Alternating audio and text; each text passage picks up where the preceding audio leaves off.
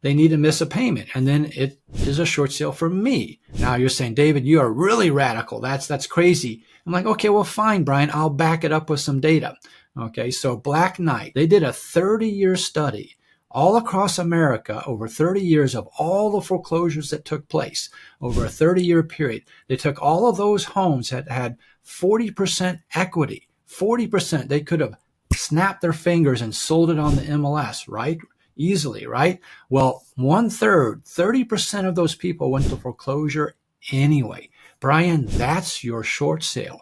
That's the person you can help out. That's the person you can change their life by not letting that happen to them.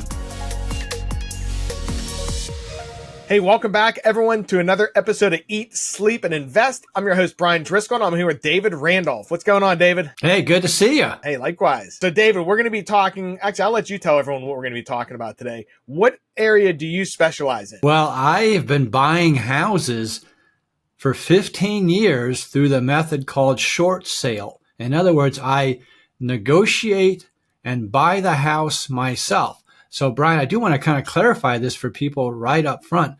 This is not a short sale listed on the MLS with a real estate agent. It's not that kind. It's the kind where the homeowner has a foreclosure date and they reach out to you, okay, through the lead system. You know, if it's you got it through Facebook ads, direct mail, you know, however you're getting that lead from as a lead source, is that you're not working with a real estate agent on the MLS, but rather you're directly working with the homeowner yourself, stopping the foreclosure date. Then you're negotiating directly with the bank as the buyer, and that's what I do. And what I'm going to talk about today is how to do that. Cool. All right. So David, you got into this like 15 years ago. How did you even get involved in the real estate space? Well, I tell you what, my wife and I went to one of those 3-day conferences where the first thing they do is have you increase your credit card limit when you get there and then try and sell you a $35,000 package on the last day. But we didn't do that, thank goodness. But what we did do was fall in love with real estate. And so from there, we learned that, oh my gosh, real estate has no glass ceilings. That there's so many ways to be successful and to be, quote, a millionaire, you know, to be, you know, wealthy through real estate that, we started, doing real estate, and I, had left my corporate job and was doing real estate full time, 15 years ago. That's pretty. So which course was it? Do you remember who the guy was? No, I don't. If I were going to make a guess, it was the Rich Dad course. Okay. Yeah, on it. But I don't think it was Fortune Builders, but I think it was maybe the Rich Dad course. But, the thing is, I fell in love with real estate. And so then, at that time in 2009, the question was, okay, how do you buy houses? Well, back then it was a big crisis with foreclosures, right? And so what happened was my wife and I said, okay, look, we need to find one way to buy houses, some niche or method, tax lien sale, free and clear, tired landlord, many different ways to buy houses. Well, we chose short sales back then because of the crisis in the country and families falling apart.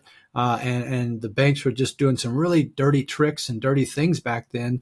And we could step in and help the family, keep them in the house longer, get the bank to even pay them some money, keep the foreclosure off their record. So for us, it was a great way to buy houses, and the thing was we just kept doing it for the last 15 years because of the amount of, I personally make $50,000 to $150,000 gross profit. Now I got to use that word gross profit because, I am trying to be compliant with the FTC, in that, we say gross profit because I've got computers and I've got paper and I've got other expenses, right? Okay. But, I can tell it this way for a fact. I bought a house for $29,600 and I sold it for $275,000. That's in public records. Okay. I can't hide that. It's a fact. So that was, what we did was, learn how to do short sales as our way of buying houses. We also learned to, rehab, as an exit strategy. So basically what I've been doing for 15 years is, I tell people, hey, I rehab like 5 to 10 houses a year.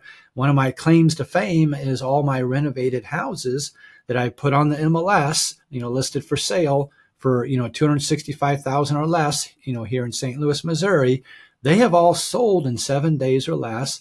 at list price or higher for 15 years.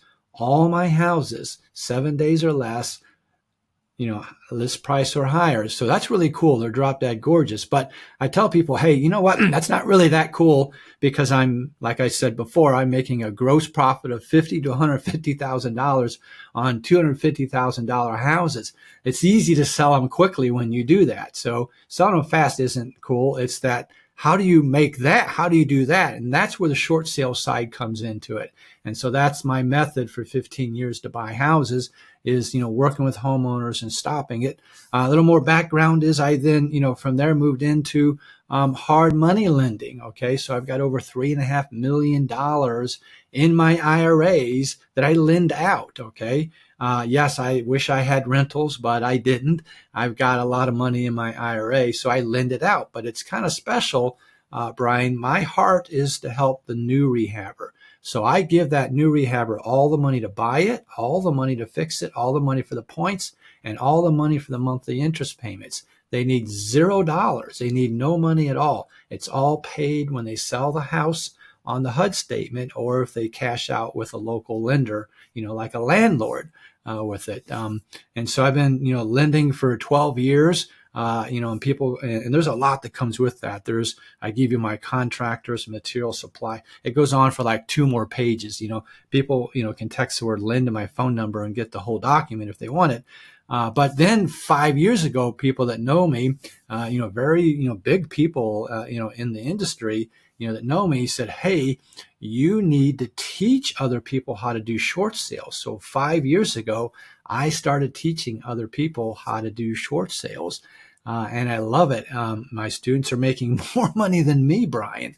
Holy cow, and so, they're actually doing better than I am in short sales right now. So right now in this country, there's a crisis going on from the COVID pandemic, CARES Act. You remember that little bug thing that went around and that CARES Act that came, there's 2 million delinquent loans from 2020 that are a crisis for the banks right now.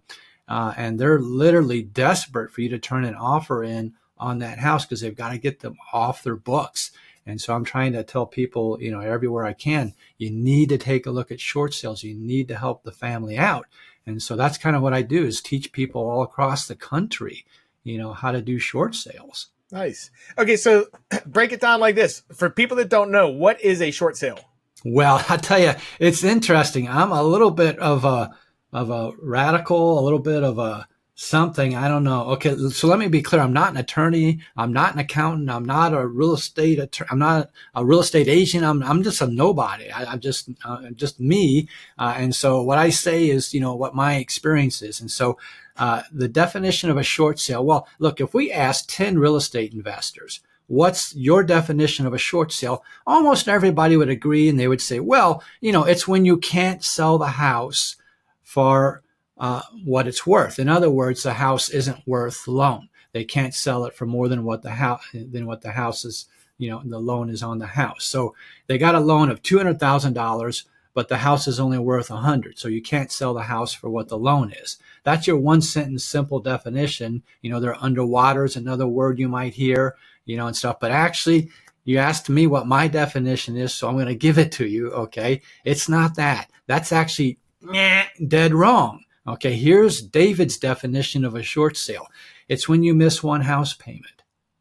Yeah, you cannot do a short sale unless they have missed one payment.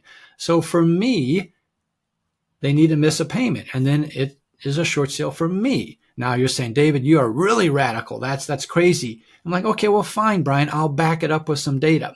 Okay, so Black Knight, okay, which was bought out by ICE, is a data statistical company on mortgages. Okay. They're out there in the industry. They did a 30-year study all across America over 30 years of all the foreclosures that took place over a 30-year period. They took all of those homes that had 40% equity, 40%. They could have snapped their fingers and sold it on the MLS, right? Easily, right? Well, 1/3, 30% of those people went to foreclosure anyway. Brian, that's your short sale. That's the person you can help out. That's the person you can change their life by not letting that happen to them. So for me, all they need to do is miss one house payment. Okay, then it could be a short sale, for me. So for me, that's the definition of a short sale. Okay, cool. So how do you find these people? Like, how do you find the people that owe more than the house is worth, missed a payment, that would be good for a short sale? Yeah, it's super simple. All of the short sales are basically foreclosures. In other words, they've missed a payment and therefore the bank is going to foreclose. So we get them from the legal posting, okay, the foreclosure. So all counties in the entire United States, it's required by law to post the name and address of the person, in a county legal newspaper. Okay. And so we get those from there. In other words, they're desperate. They need your help. Can you do a short sale before they're posted in a foreclosure date? Absolutely, you can, but that's a little bit more work. I mean, even the homeowner is not motivated. They kind of got their head in the sand. But when they have this foreclosure notice, in Missouri's 21 days, Texas is 21, Georgia's 30, Florida, Illinois is like 90. That certain number of days, it's literally posted publicly, so you can get that data. Okay, and then that's who you talk to. Okay. Mail them a letter. Just mail them a letter. Okay. Or have somebody find them for you. You can run Facebook ads. You can do, lots of ways to get that person. But just get that person's name and address and then get their phone number and then call them. Okay. Mail them a letter. Do Facebook ads. Do SEO. Put signs in their front yard. I don't care what you do. There's multiple methods. Just reach out to those with a foreclosure date. Okay, so you reach out to them, mail would probably be the most targeted, I would think, or calling them, and you connect with this person that's in foreclosure. Yes. Yeah. How's the conversation go? Well, it's real simple. It goes something along the lines of, hey, do you want to keep your house or do you want to sell your house? Okay. And that's really kind of how it goes, because you don't know. It could be grandma's house and they want to stay there forever. Well, that's great. Here's where people that I teach in short sales have an advantage over all the other investors listening right now. A lot of your investors maybe are in the creative finance world, the sub-2 world and stuff like that. Well, you're kind of a little limited, because if the seller says, I want to keep my house, you're like, well, goodbye. I don't know what to do with you. Well, that's wrong. If you're a short sale trained person, you can say, oh, hey, that's great. I can help you keep your house. Here's what we need to do. ... Now, guess what, Brian? 98% of the time, they can't keep their house and it doesn't work out, okay? Then they're forced into, in essence, doing the short sale. But guess what? You were there. And all the other sub-2 people, they went away because they didn't know, oh, you want to keep your house? Well, goodbye. See, you stay in the deal. You help the family out. And yeah, 3% of all foreclosures get loan modifications. 3%, but the other 97% don't. Okay, so you want to be there for them. So that's real simple. Do you want to keep the house or do you want to sell it? Okay, if they want to sell it, then you can go into a whole lot more stuff that we'd have to do, like a series of podcasts there. But if they want to sell it, then you kind of, I'll try to boil it down to the essence of getting them back to, you do know you got a foreclosure date, right? And it's in 12 days. What are you doing about that? Nothing. Well, great. Look, let me step in and talk to the bank and stop the foreclosure, or help you stop the foreclosure, or help you postpone the foreclosure, and then we'll figure this all out. Okay. Now, once again, they just threw away all the letters from the sub-2 people because they can't do that. Those people aren't trained to do that. And in the short sale world, we know special techniques, okay, of how to stop the foreclosure date with the bank. And then now you can work out, okay, am I going to pay you, lots of equity, lots of money for the house, or we're going to have to do a short sale? And that then where it gets into more podcasts of how you kind of go down that road of what the seller actually wants to do. Right. Yeah, no, that makes sense. Okay, so you talk with the seller, you're like, hey, you know what, you want to keep it or not? And then that's cool too, because a couple people you might be able to help them keep their house. The other people, you can deal with it. What do? You call the bank then and start negotiating with them? Sure. Let's say they're like a go on it and everything. And so what it is there's this one simple form, okay, called an authorization form that they fill out for you that lets you talk to the bank. And with that one, not magic, but that one special document, you can do the whole short sale process with that. In other words, you can talk to the bank and handle everything with the bank. And if the bank needs something from the homeowner, you get it from the homeowner. So you get them to fill out that authorization form, and then you deal with the bank directly, and you do everything with the bank for the short sale. That's interesting too. So basically, yeah, they're signing something over because banks won't talk to you. So this form allows them to speak on the owner's behalf, right? Yeah, the privacy thing. Exactly. That's what I say. Hey, look, sir, you can give this form to 50 different people. It just lets us talk to the bank. I mean, if I call them up right now, they're not going to talk to me. You have to tell them it's okay for me to talk to them. Now, don't worry. I'm not going to pay off your loan, or I'm not going to, buy your, I can't do anything. I'm just going to talk to the bank. And they're like, okay, well, sure. Great. Here's my email address. Right. Boom, you're in. How hard is it to get a hold of the right person at the bank? Well, I tell you what, in today's age, it's pretty tough. Oh, no, the bank, I'm sorry. It's tougher to get a hold of the homeowner than the person at the bank, right? So, 8 years ago, I would open up a phone book, 8-10 years ago. Today, there is no phone book. And so you got to pay people money to give you the phone number, right? Called skip tracing, right? Right. But the bank, super easy peasy with the bank. Okay. I mean, it's easy because, the banks are government regulated. They have a process, and you just don't know what it is. It's kind of funny if there are real estate agents listening right now, with experience. They go, "Oh, I hate short sales, man. I dropped those 10. Those are horrible. They lose my paperwork. All this kind of stuff." No, you didn't know how to fill it out. See, the bank is government regulated. They never lost a single document. What happened was you didn't know what you were doing, and you filled it out and sent it in wrong, and they're not paid to train you to do short sales. So they rejected it and then told you they lost it.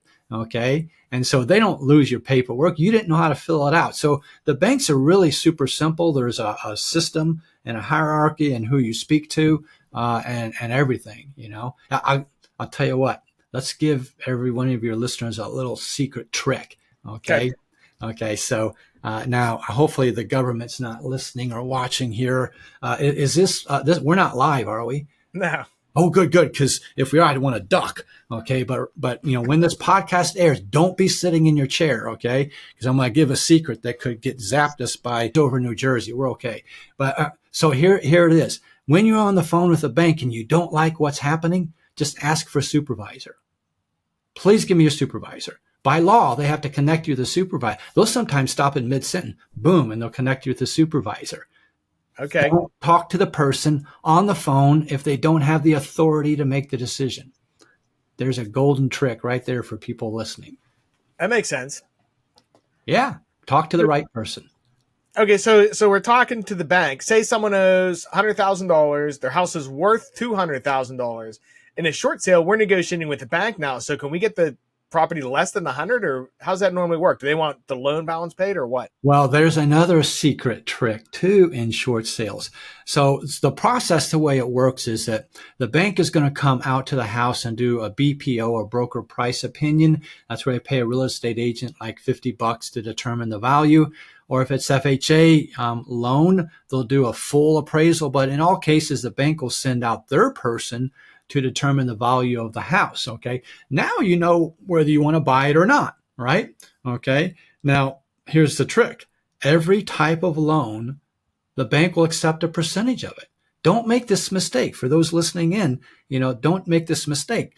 Don't try to offer what the appraisal is, because the bank will take a percentage much less than that.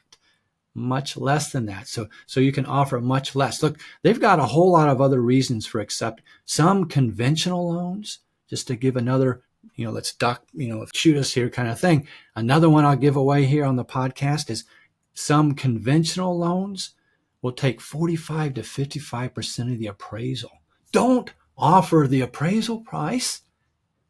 You can offer much less, and the banks will take that because of many, I've got a free 2-hour workshop for your listeners I want to present to people on here. And in that 2-hour workshop, I'll explain how that works with the banks and why they'll accept that. Okay. But it has things to do with fiat currency and Silicon Valley Bank and closing. There's a lot of other reasons that the bank will accept much less than what the appraisal is. Yeah. How do people get access to that? Well, you know what? For your listeners, if they text the word intro, INTRO, intro, to my cell phone, 636-685-2990, and I'll repeat that number, 636-685-2990, text the word intro, and I will send them a Zoom link for the 2-hour workshop where I'll go through and explain what short sales are and a lot of other stuff, about short sales to your listeners. It won't cost them anything. There's no charge on it. And you can get on there and see if short sales is something you want to do in real estate. It's just a way to buy houses. And I go through a lot of, processes and procedures in there. That's awesome. The way I look at it too, because I work with a lot of investors, and I see the investors that have more ways to solve problems do better. So it's like, if you're a flipper, wholesaler, doing sub two, creative stuff, put this in your toolbox also. You got like another way to help somebody that you might have lost the deal.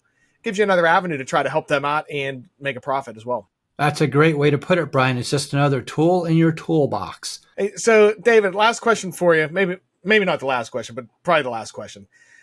How long does it take on average? So you talk with the seller. They're like, oh yeah, I'm in foreclosure. You get a hold of the guy at the bank.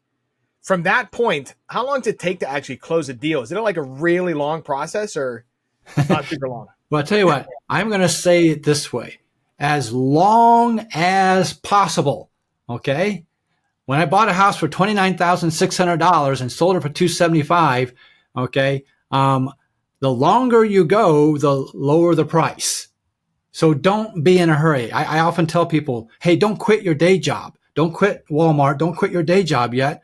There's just not enough work in a short sale to quit your job. If you got maybe 10 short sales and you're rehabbing 10, then quit your job. There's no reason to be in a hurry. You're not moving into the house.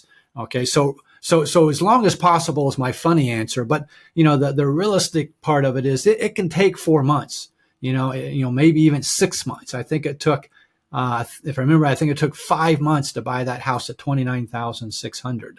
Okay. But realistically, now I can also tell you that I did one in 2 months, and I did it all on Zoom. I recorded it for my students. I wanted the whole single short sale from all the way through the entire thing on one specific house. And so I was in a hurry. I didn't, I just did everything immediately. And I did that entire thing in 2 months.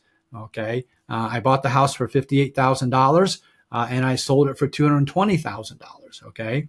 And I could have bought it for 42.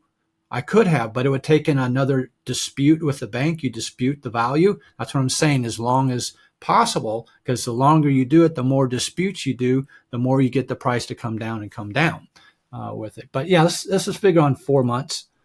Gotcha. Okay. So yeah, not super quick, but not super long. Correct. Okay. You said you list them up on the MLS. They sell less than 7 days. How are you pulling that off? Well, no, that's retail after I bought it and I've done something to it. Okay. So that's the resale side. Okay. So I'm buying the house and then I am making a decision. Do I want to rent it? Do I want to wholesale it as it is?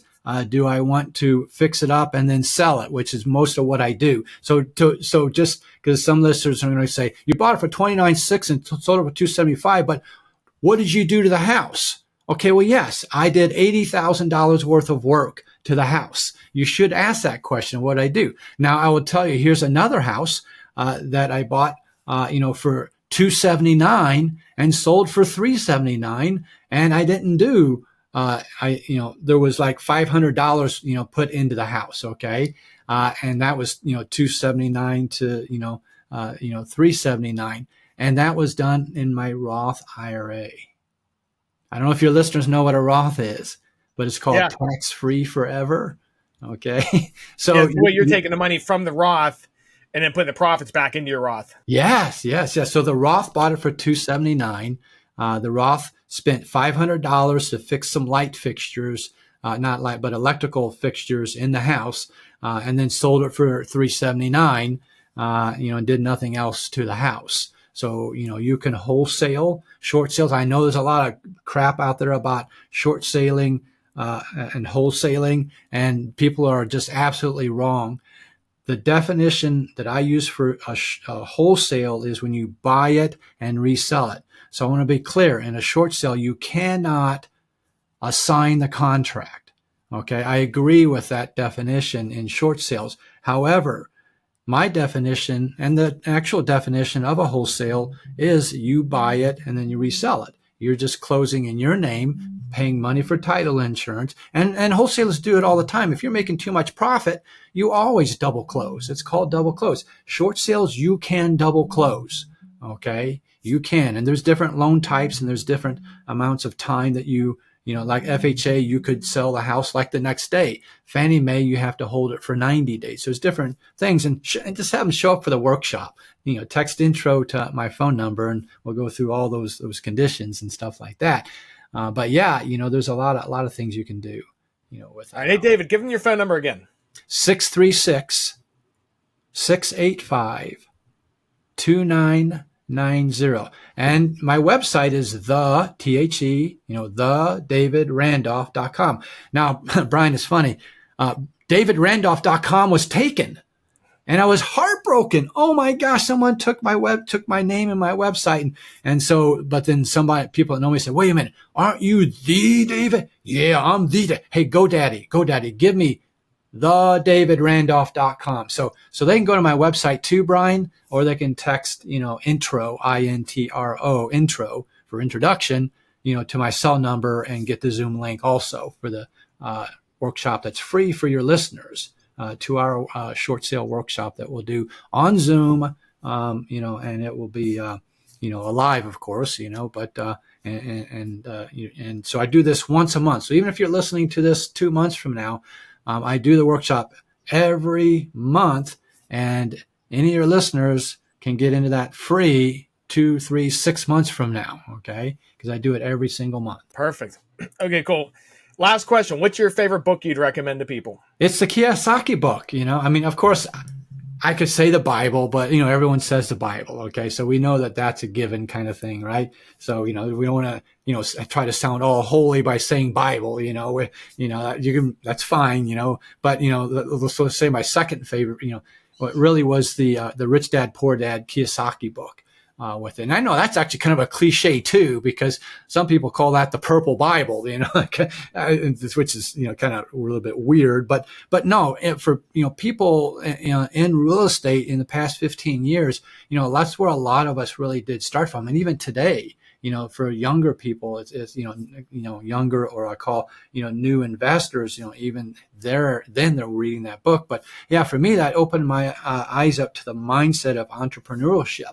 Okay. And it was just that, real estate is where, they say more millionaires are made. That's what led me to the real estate side. But it was more it was the mindset from the corporate world, changing that to the entrepreneurial world. That book did that for me. Yeah. A lot of people get into it. That's the top book I hear from people in real estate that introduces them to real estate. So yeah, if you guys haven't read that before, check it out. Hey, David, well, thanks for coming on, man. We appreciate you. Yeah, thank you very much. And Brian, I appreciate you doing these podcasts and helping people, be able to, do stuff in real estate, being able to take these leads and be able to do something with them and not waste them. And we may look at the money side of it, but I want people to remember on here, when you get a lead from somebody, on a lead is a homeowner that you need to talk to. That's what a lead is. It's a homeowner you need to talk to. They all have a life situation that you can help them with. Yes, we want to make money, but the more important part is talk to that family, talk to that homeowner, and find out what is the way you can help them in their distress and in their situation. And I appreciate you doing your podcast and teaching your listeners how to be able to help families out. Cool, man. Yeah. And I agree with you too. Yeah, a lot of investors lose focus, not necessarily focus, but when they're talking to people, they're real people that got real problems. So be empathetic and try to help them solve their problem. You'll make money if you find a win-win. Yes. But it's every single person trying to sell their house is selling it for a reason. They have a problem in their life. So yeah, it's a good tip. Keep that in mind. Yeah, great. Thank you. All right. Hey, well, thanks for listening, everyone. Get out there, crush it, close some deals. We'll see you guys.